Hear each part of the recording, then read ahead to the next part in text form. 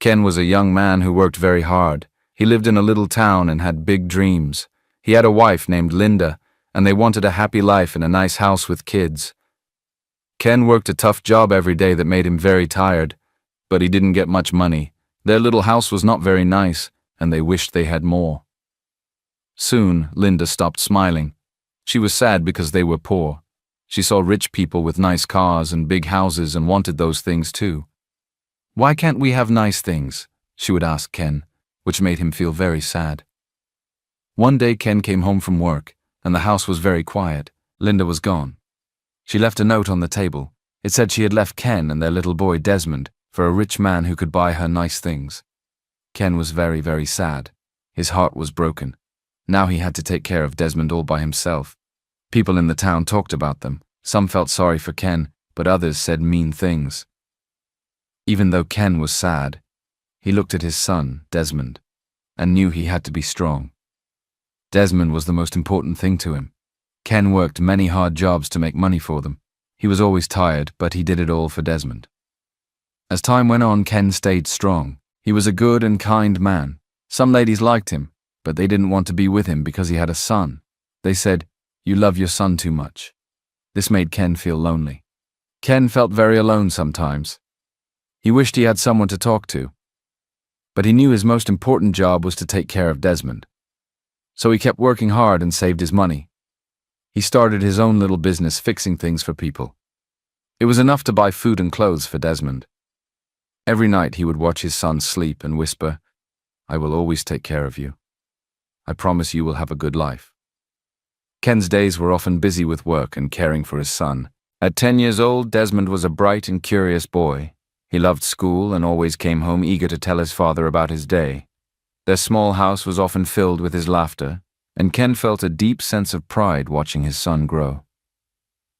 One sunny afternoon, as Ken prepared a simple lunch, Desmond returned from school with a thoughtful look on his face. He hesitated for a moment before sitting down at the small wooden table. "Papa," he began, his voice soft. "Yes, my son? How was school today?" Ken replied, his back turned as he washed some dishes. "Papa, do I have a mother?" Ken froze. He felt the plate in his hand tremble slightly. In all these years, Desmond had never asked about his mother. He had hoped he might never ask, but here it was, the question he had dreaded. He turned slowly to face him. Desmond's big, curious eyes looked up at him, filled with innocence and longing. He pulled a chair and sat beside him, placing a hand gently on his. "You do have a mother, Desmond," he began. "But she isn't with us. She left a long time ago when you were very little." "Why did she leave us?" Desmond asked. Ken took a deep breath, his heart aching at the memory. "Your mother, Linda. She wasn't happy with our life. I was a poor man and we were struggling. She wanted more than I could give her, so she left us for a man who had more money." Desmond's face was solemn, and Ken felt a pang of guilt, but he knew his son deserved the truth. "I haven't seen her since, and I don't know where she is or what she's doing now." Desmond was quiet for a moment, processing his words. Then he reached out and hugged his father tightly. "It's okay, Papa. You're the best parent I could ever have." Ken held him close, tears welling up in his eyes. He silently vowed to be enough for him, to give him everything he could so he wouldn't feel the absence of his mother. Years passed, and Ken's sacrifices bore fruit. He raised Desmond to be a hard-working and respectful young man. Despite the challenges he faced as a single father, he gave him the best education he could afford and taught him the values of humility, kindness, and determination. Desmond, in turn, did not disappoint him. He excelled in school and later graduated with honors, quickly rising in the business world. His intelligence and work ethic helped him build a thriving tech company, making him one of the most successful young men in the city. Now wealthy and undeniably handsome, Desmond attracted attention wherever he went. Women were drawn to his confidence and charm, but Ken noticed something that troubled him. Many of these women seemed more interested in his wealth than in who he was as a person. At social events, they would surround him, laughing at his jokes and competing for his attention. Ken saw through their shallow compliments and eager smiles. They didn't know the Desmond he had raised, the boy who had grown up with nothing but a dream and a strong will. One day, as Desmond visited Ken at home, he shared some news that startled him.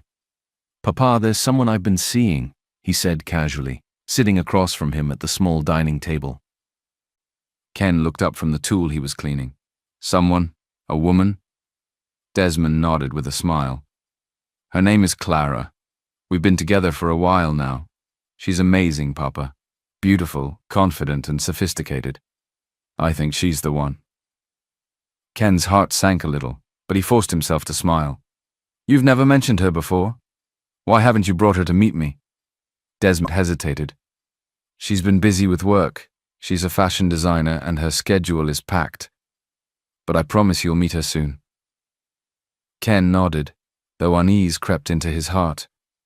He didn't want to judge a woman he hadn't met, but he couldn't ignore the pattern he had seen in so many others. Later that week, Desmond made a decision. He invited Clara over to his house for a private dinner, planning to propose. Clara, as always, looked stunning. Her flawless makeup and elegant dress complemented her striking features. She carried herself with the confidence of someone who was used to being admired. During dinner, Desmond reached for her hand and looked into her eyes. "Clara," he began, "these past few months have been the best of my life. You've brought joy and excitement into my world, and I can't imagine my future without you." Clara's smile widened as Desmond pulled out a small velvet box and opened it, revealing a diamond ring. "Will you marry me?" he asked. Clara gasped, covering her mouth with her hands. Desmond, "Yes, of course I will." As they embraced, Desmond felt a wave of happiness. But somewhere deep inside, a small voice whispered his father's words. "Are you sure they care for you and not just your money?" Desmond decided to tell Ken the next day, eager to share the good news. "Papa," he said, grinning, "Clara and I are engaged."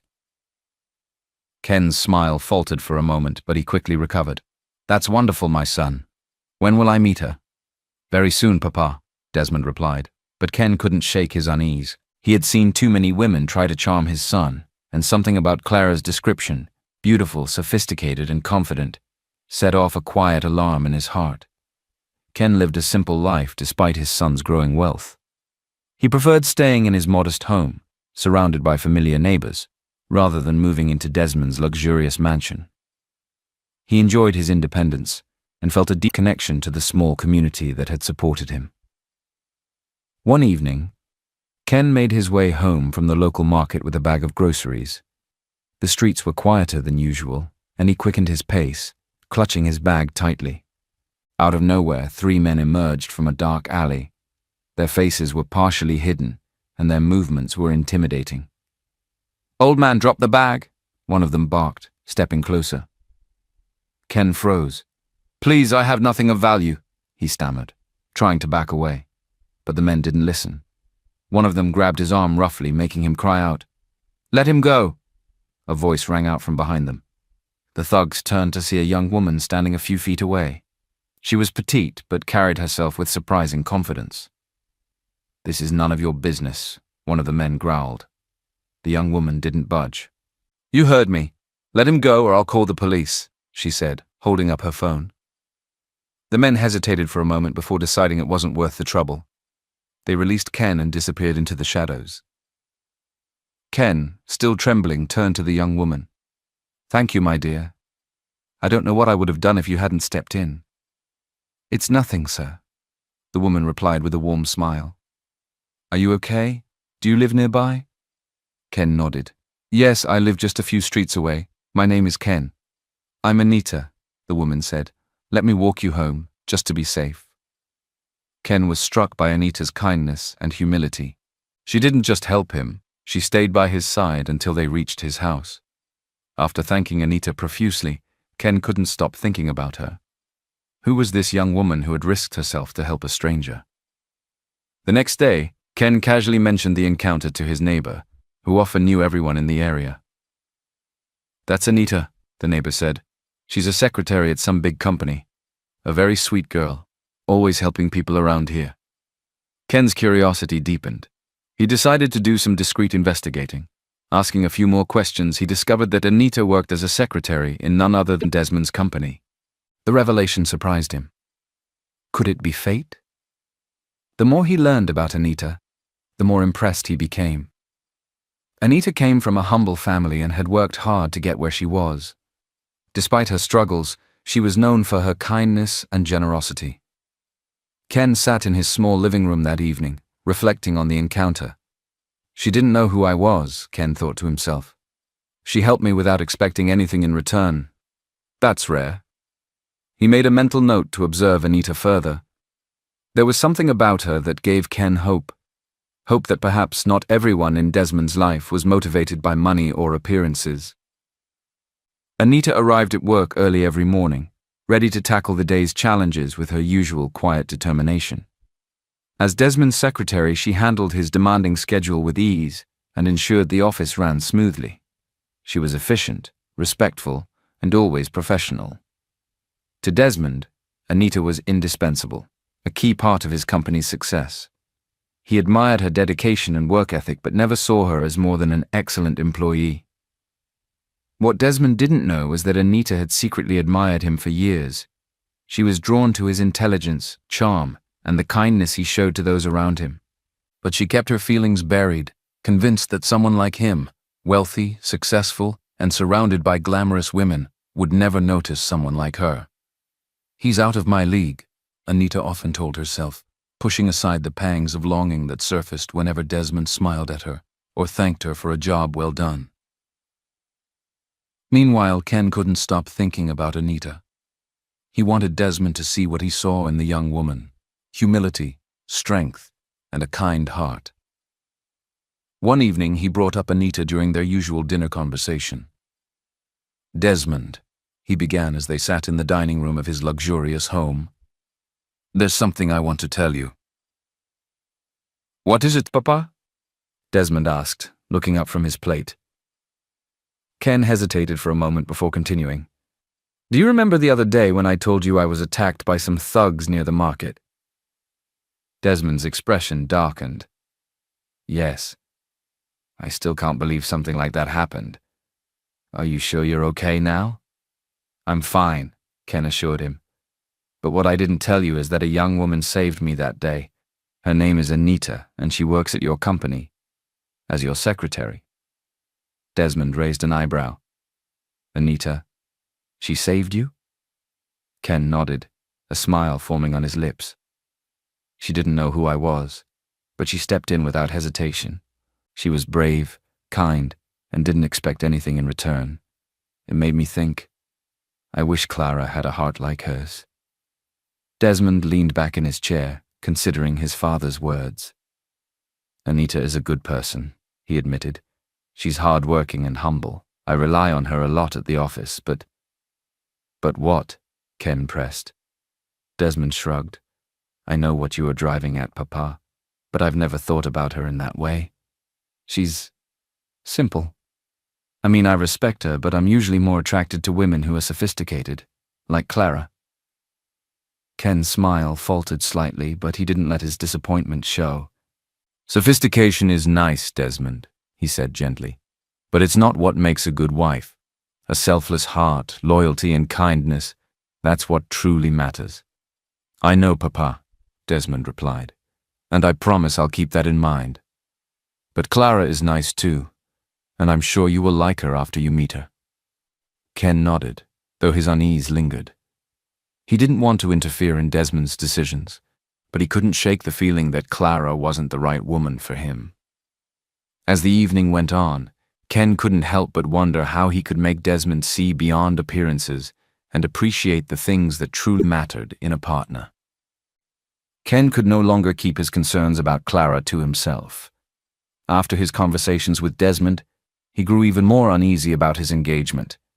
He needed to know if Clara truly loved Desmond for who he was, or if she was simply drawn to his wealth and status. One evening, as they sat together in the living room, Ken shared his plan. "Desmond," he began, "I need to know if Clara is the right woman for you. I can't shake the feeling that something is off. Will you let me test her?" "Test her?" Desmond asked, frowning. "Yes," Ken said firmly. I'll move into your mansion, but not as your father. I'll be your security guard, and we'll see how Clara treats me when she thinks I'm powerless. How a person treats those they think are beneath them reveals their true character. Desmond sighed, shaking his head. Papa, do you really think this is necessary? Clara is busy planning our wedding. She's not going to focus on the staff. Ken's gaze was steady. Desmond, if you truly want me to support this marriage, you'll let me do this. If she passes the test, I'll welcome her with open arms. After a moment of hesitation, Desmond relented. Fine, Papa, I'll go along with it.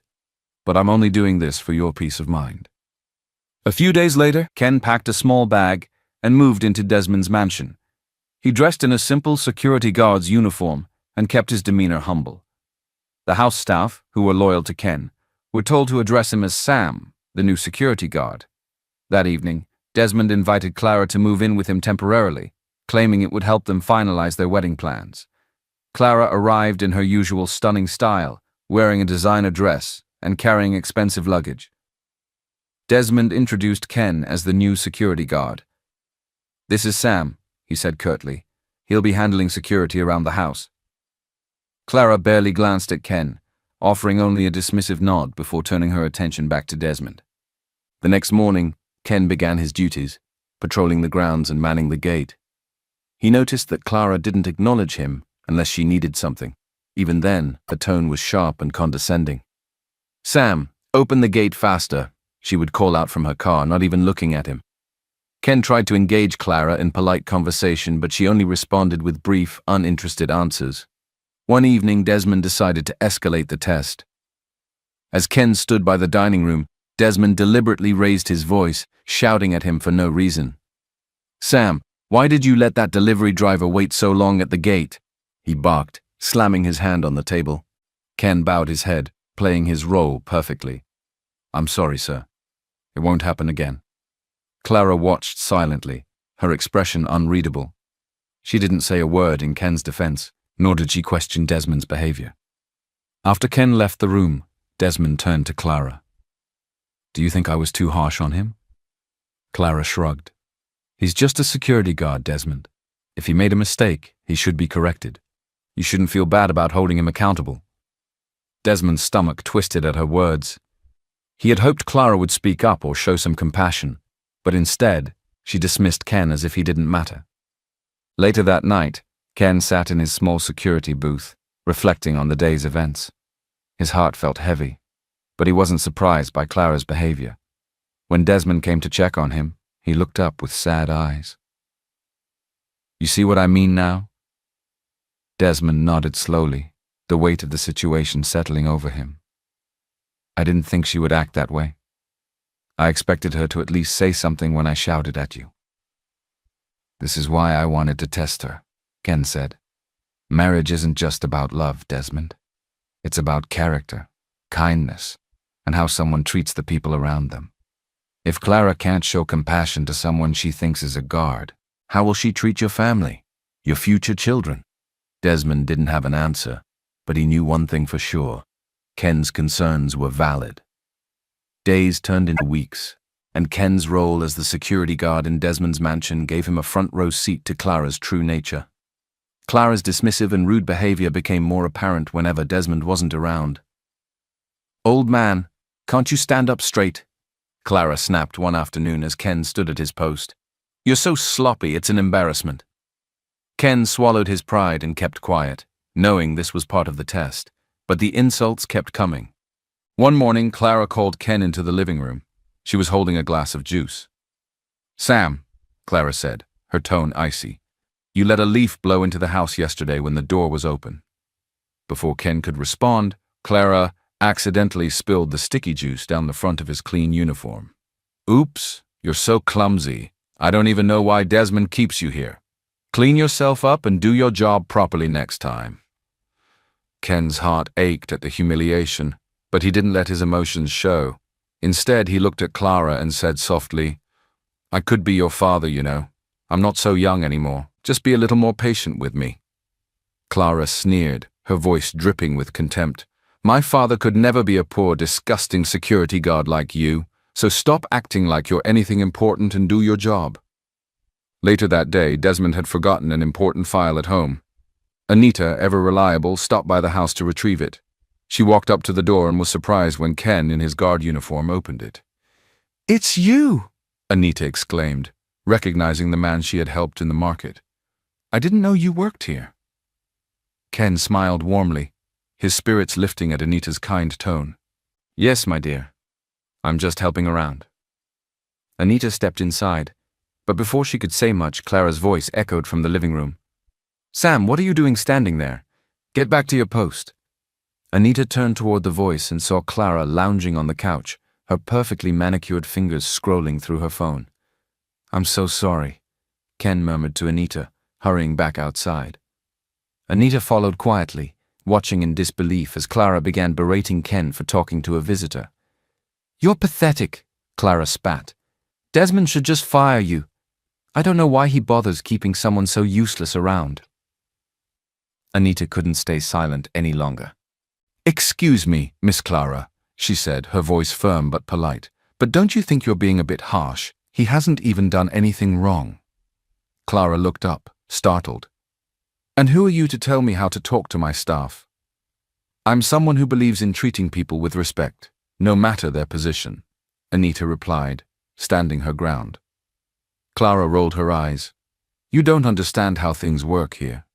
This man is paid to do his job, and if he can't handle criticism, he should leave." Anita turned to Ken, her expression filled with concern. "Sir, if you ever want to leave this place, you're welcome to come and stay with my family until you find something else. No one deserves to be treated like this." Ken felt tears sting his eyes, but he quickly wiped them away, nodding at Anita's kindness. Clara scoffed. "Mind your own business, little Miss Secretary. You're overstepping your boundaries." Anita held her ground. "Kindness is never out of bounds, Miss Clara. Maybe you should try it sometime." "If you're done playing hero, you can leave now," Clara snapped. "I have better things to do than argue with someone like you." Anita retrieved the file she came for and gave Ken a parting look. "If you ever need help, please don't hesitate to reach out," she said softly before leaving. Ken watched Anita go, his heart warmed by the younger woman's kindness and courage. The stark difference between Anita's treatment of him and Clara's cruelty was impossible to ignore. Later that evening, as Ken sat in his security booth, he reflected on the day's events. Clara's behavior had revealed the harsh truth he had suspected all along. She lacked the compassion and respect that Ken believed was essential in a partner for his son. Anita, on the other hand, had proven once again that her kindness wasn't just a passing gesture. It was a fundamental part of who she was. It was a quiet afternoon in the mansion. Ken, still disguised as Sam, was making his rounds, checking the perimeter. It gave him time to think about how he would approach Desmond about everything he had observed. As he passed the living room windows, he heard Clara talking on the phone. The tone of her voice was sharp and agitated. Curious, Ken paused, staying out of sight behind a large potted plant. "I can't believe this," Clara was saying angrily. "I'm pregnant, and I cannot tell Desmond because we've never been intimate. It's all because of that ridiculous advice from his father. Wait till marriage, he says." Ken's blood ran cold as he listened. Clara was pregnant. That didn't make sense. Desmond had told him he was waiting for marriage. Wow. That means Clara has been seeing another man. "I can't lose Desmond," Clara continued, her frustration clear. "He's my golden ticket. If I lose him, I lose everything." There was a pause as her friend on the other end spoke, and then Clara replied, her voice quieter but laced with desperation. "What do you mean? Put something in his drink? Are you serious?" Ken's heart began to race. He leaned closer, his breathing shallow as he tried to hear every word. "Look," Clara's friend said, her voice faintly audible through the window. "If you don't act fast, you might lose him for good. Slip something in his drink, get him in the mood and make it happen. If he finds out you're pregnant later, he'll have no choice but to marry you." Ken couldn't believe what he was hearing. His hands shook as he pulled out his phone and began recording the conversation. "I don't know," Clara said, pacing the room. "What if it doesn't work? What if he doesn't, go along with it?" Her friend laughed coldly. Then you'll have to take more drastic measures. If you want that lifestyle, Clara, you have to fight for it. Do whatever it takes. Ken's stomach churned as he captured the exchange on video. He couldn't believe the lengths Clara was willing to go to trap his son with another man's child. Clara finally stopped pacing and let out a heavy sigh. Fine. I'll do it. Tonight. He'll be home late, and I'll make sure it happens. He'll never know what hit him. Ken stepped back silently, his mind racing. He had heard enough. He continued his patrol, his heart pounding with a mix of anger and fear. When he returned to his post, he locked himself in the small booth and replayed the video. The evidence was undeniable. Clara's cruelty and deceit went far deeper than he had ever imagined. He sat on the small stool, his thoughts spinning. What kind of woman is this? He whispered to himself. How can she be planning something so vile against my son? It was late in the evening when Desmond returned home after a long day at work. He looked tired as he walked into the living room, loosening his tie. Clara greeted him with her usual charm, planting a quick kiss on his cheek. You look exhausted, Clara said sweetly. Let me get you something to drink. It'll help you relax. Desmond nodded absent-mindedly, sinking into the couch. In the kitchen, Clara moved quickly. She reached into her handbag, pulling out a small vial of powder. She glanced around to ensure no one was watching before sprinkling the substance into a glass of juice. A sinister smile played on her lips as she stirred it and carried it back to Desmond. Meanwhile, Ken, who had been watching from the hallway, was prepared. He emerged from the shadows, his eyes sharp and unwavering. Desmond, Ken called out just as he reached for the glass. Wait. Desmond looked up, surprised. Sam? What's wrong? You can't drink that, Ken said firmly, stepping into the room. Clara's face twisted with irritation. What are you doing, Sam? This is none of your business. It is my business, Ken shot back, his voice steady, because I know what you put in that glass. Desmond's brows furrowed. What is she talking about, Clara? Clara laughed nervously, waving her hand dismissively. This old man is crazy, Desmond. You need to get rid of him. He's been nothing but trouble since the day he got here. But Ken wasn't backing down. Desmond, I've tolerated enough insults for the sake of the test, but I can't stay silent any longer. I know exactly who Clara is and what she's been plotting. Desmond, Clara interrupted, her voice shrill. Kick him out of this house right now. He's accusing me of nonsense. Desmond held up a hand, silencing her. Sam, he said, his tone cautious. What are you talking about? Ken straightened, his gaze unwavering. Desmond, it's time she knows the truth. The room fell silent. Clara's jaw dropped, and her face turned pale. What truth? She exclaimed, her voice shaking. Desmond stared at Ken, stunned. Clara, this is Ken, my father, and this was all a test. Yes, Ken admitted. I needed to know the kind of person you truly are. And now, I have proof. He pulled out his phone and played the video he had recorded earlier. The room filled with Clara's voice as she told her friend about her pregnancy, her plan to drug Desmond, and her desperation to secure his wealth. Desmond's face darkened as the video played. Clara stood frozen, her mouth opening and closing like a fish out of water. Desmond, she stammered. It's not what it looks like. I was just joking with my friend. You know how women talk sometimes. Desmond's voice was cold as ice. Joking? You called drugging me and stealing my wealth a joke. Clara moved closer to him, and tears filled her eyes. Please, Desmond, I love you. I only did this because I was scared of losing you. Ken stepped forward, his voice firm. Love doesn't involve manipulation and lies, Clara. You've shown your true colors and they're nothing but greed and selfishness. Desmond looked at Clara, his disappointment clear. I trusted you. I thought you loved me for who I am, not for what I have. But now I see I was wrong. Clara fell to her knees, sobbing. Please, Desmond, don't do this. I can change. I'll be better. But Desmond shook his head. It's too late, Clara. Pack your things and leave.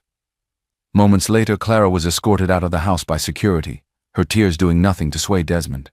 Ken stood by his son's side, his heart heavy but relieved that the truth had come to light. As the door slammed shut behind Clara, Desmond turned to Ken. "Papa," he said quietly, "I can't believe what you've done for me." "I don't know what I would have done if you hadn't stepped in." Ken smiled, placing a hand on his shoulder.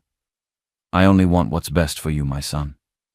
You deserve someone who will love you for who you are, not for what you can give them." Desmond nodded, his respect for his father growing even deeper. The weeks following Clara's betrayal were difficult for Desmond. The sting of her deceit left him questioning his judgment and his ability to trust others. Ken stayed close by, offering his support and reminding him that not everyone in his life had bad intentions.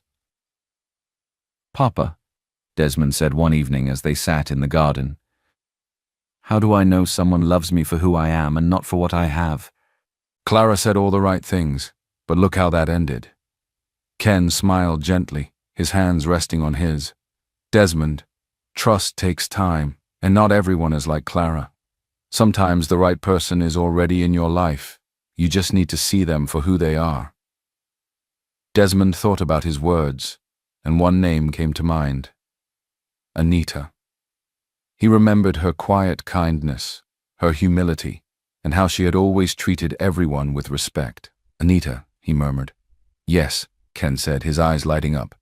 "I see the way she carries herself with grace and sincerity. I've seen it since the day she saved me in the market. You should give her a chance." "But what if I'm wrong again?" Desmond hesitated. "What if she's just better at hiding it?" Ken shook his head. "If you really want to know someone's intentions, test them the right way. See how they react when the wealth and luxury are gone." That night, Desmond made up his mind. He wanted to pursue a relationship with Anita but needed to be certain of her motives. The next day he approached Anita at her desk. "Anita," he began, his voice calm but serious, "I've been thinking a lot about us. I'd like to spend more time with you outside of work. Would you be willing to go out with me?" Anita looked up, surprised. Her cheeks flushed and she smiled shyly. "Of course, Desmond. I mean, Mr. Desmond. I'd love to. Call me Desmond," he said with a smile. Their relationship began slowly. Anita's warmth and sincerity helped Desmond heal from the pain Clara had caused. She never asked for expensive gifts or extravagant dates, and her humility only deepened his admiration for her. But a lingering doubt still gnawed at Desmond. Was Anita truly different, or was she simply waiting for the right moment? One evening, he discussed his concerns with Ken. "Papa, I want to trust her, but I need to know for sure." Ken, ever supportive, encouraged him. "If you need proof, then test her. But remember, Anita has shown nothing but kindness, even when she didn't know who we were. Keep that in mind." The following week, Desmond set his plan in motion. He spread rumors among his employees and close associates that his company had collapsed. He sent out an official email stating that due to bad investments, the business had gone bankrupt, and that all staff, including Anita, were being relieved of their duties. He even claimed that his private savings had been drained trying to keep the company afloat. "I've lost everything," he told them. When Desmond broke the news to Anita personally and told her he had to move to a smaller apartment as the bank had seized his mansion, her reaction was a mixture of concern and sadness. "I'm so sorry, Desmond," she said softly. "This must be so hard for you." "It is," he replied, his voice heavy with feigned despair. "I don't know how I'll manage now. I don't even have a job for you anymore." Anita reached out and touched his hand. "Don't worry about me. I'll find another job, but if you need help, please let me know. I'm here for you." In the days that followed, Desmond watched closely as Anita adjusted to the news. She didn't distance herself from him, nor did she complain about losing her job. Instead, she focused on supporting him, bringing him homemade meals, and offering words of encouragement. One evening, she showed up at his small apartment with a bag of groceries. "Anita," Desmond said, surprised. "What's this?" "I thought you might need a little help," she said with a smile. "I know things are tough right now, but you'll get through this." Desmond's heart swelled with emotion. Despite thinking he had lost everything, Anita's actions were driven by care and loyalty. Later that evening, Desmond went and told his father everything. "I told you she was different," Ken said with a big smile. Desmond nodded, his doubts beginning to fade. "She's amazing, Papa. I've never met anyone like her." As Desmond's carefully crafted rumor of bankruptcy spread, he watched how the people in his life reacted to his supposed downfall. To his dismay, most of his associates distanced themselves almost immediately. The calls and invitations that had once flooded his days came to an abrupt halt. The most painful betrayal came from his closest friend, David. David had been by Desmond's side since his business began, always claiming to have Desmond's best interests at heart. But as soon as the news of Desmond's financial ruin broke, David stopped answering his calls. One evening, Desmond finally managed to reach David. "David, I need your advice," Desmond said, feigning desperation. "Things are falling apart and I don't know where to start rebuilding." David hesitated on the other end of the line. "Desmond, I'm sorry, but I don't think I can help. I've got my own issues to deal with right now. Maybe it's best if we keep some distance for a while." The call ended abruptly, leaving Desmond staring at his phone in disbelief. Days turned into weeks, and Desmond felt the isolation creeping in. But amidst the loneliness, there was one person who hadn't abandoned him: Anita. Anita continued to visit Desmond regularly, bringing him meals and words of encouragement. She even suggested ways he could rebuild his business, offering practical ideas. One evening, as they sat together in the living room, Desmond turned to Anita, his voice heavy with emotion. "Anita, why are you still here? Everyone else has left. Even David, someone I considered a brother, has turned his back on me. Why haven't you? You know I have nothing to offer." Anita hesitated, her cheeks flushing. She looked down at her hands, then back up at him, her eyes filled with sincerity. "Desmond," she began softly, "I've loved you since the first day I saw you. Not because of your wealth or your success, but because of who you are. The way you treat people, your kindness, your determination. It inspired me from the very start." Desmond was taken aback. "You loved me all this time?" Anita nodded. "I never said anything because I thought I wasn't good enough for you. You're surrounded by beautiful, accomplished women. What could someone like me offer you?" Desmond reached out and took her hand, his voice filled with gratitude. "You've already given me more than I could ask for, Anita. Your kindness and loyalty mean everything to me. While others ran away, you stayed." Tears filled Anita's eyes and she smiled shyly. "I'll always stay, Desmond. I don't care about the money or the status. I care about you." With that, Desmond pulled her close, and they shared a passionate kiss. Desmond couldn't keep the truth from Anita any longer. Her loyalty and unwavering support had proven her love beyond any doubt, and it was time to come clean. That evening, as they sat together in the living room, he looked at her with a seriousness that made her heart skip a beat. "Anita," he began, his voice low and steady. "There's something I need to tell you. I haven't been completely honest with you." Anita frowned slightly, concern flickering in her eyes. "What is it, Desmond? Is something wrong?" He sighed deeply, running a hand through his hair. "The rumors about my company's collapse, about me losing everything, they aren't true. I faked it." Anita's eyes widened in shock. "What? Why would you do that?" Desmond took her hands in his gaze filled with regret. "After what happened with Clara, I couldn't trust anyone. I needed to know if you loved me for who I am or if you were like the others, only here for my wealth." Anita pulled her hands away, standing up as she processed his words. Hurt flashed across her face. "You tested me. You lied to me about everything just to see how I'd react?" "Yes," Desmond admitted, standing as well. "And I'm so sorry, Anita. It wasn't fair to you, and I hate that I doubted you. But through it all, you stayed by my side. You proved to me that your love is real." Anita turned away, her arms crossed as tears filled her eyes. She had been so vulnerable, pouring her heart out to him, and now she felt exposed. After a moment, she turned back to him. "I understand your fears, Desmond," she said softly. "You've been hurt before, and you needed to protect yourself. but it still hurts to know that you didn't trust me. Desmond stepped closer, his voice filled with emotion. I know I don't deserve your forgiveness, but I'm asking for it anyway. You've shown me what real love looks like, and I'll spend the rest of my life making it up to you, if you'll let me. Anita looked into his eyes and saw the sincerity there. Slowly, she nodded. I forgive you, Desmond, but don't ever test me like that again. Never, Desmond promised, pulling her into a tight embrace. Later that evening, Desmond led Anita to the kitchen, where Ken was waiting with a warm smile. Papa, Desmond began, I'd like you to officially meet Anita. Anita, this is my father, Ken. Anita's jaw dropped in surprise. You're his father. But I thought you were Sam. Ken laughed, stepping forward to take Anita's hands. Yes, I was Sam, but it was all part of the plan to test Clara. And in the process, I got to know you. A kind, humble, and selfless woman who saved me without even knowing who I was.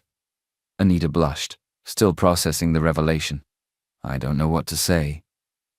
Say you'll stay, Ken said warmly. You're exactly the kind of person I've prayed for Desmond to find. What are you waiting for, my son? Desmond smiled, reaching into his pocket. You're right, Papa. There's no point in waiting any longer. He turned to Anita, his heart pounding with emotion, and got down on one knee. Anita gasped, her hands flying to her mouth as tears filled her eyes. Anita, Desmond said, holding out a beautiful ring. You've shown me the meaning of true love. You've been my light in the darkest times. Will you do me the honor of being my wife? Tears streamed down Anita's face as she nodded. Yes, Desmond. Yes. Desmond slipped the ring onto her finger and they embraced as Ken clapped her hands joyfully. This is the happiest day of my life, Ken said. As the three of them stood together, they knew they were starting not just a new chapter, but a beautiful story built on love, trust, and family. The weeks following Desmond's proposal were filled with joy and excitement. With Anita by his side, Desmond returned to his business, more determined than ever to grow his company. The fake rumors of bankruptcy had not only exposed those who were disloyal, but also reaffirmed the importance of genuine relationships. Desmond reinstated the staff members who had shown loyalty during the trial, and made a point to personally thank and reward those who stood by him. With his circle of trust now smaller but stronger, he felt a renewed sense of purpose. Months later, the day of Desmond and Anita's wedding arrived.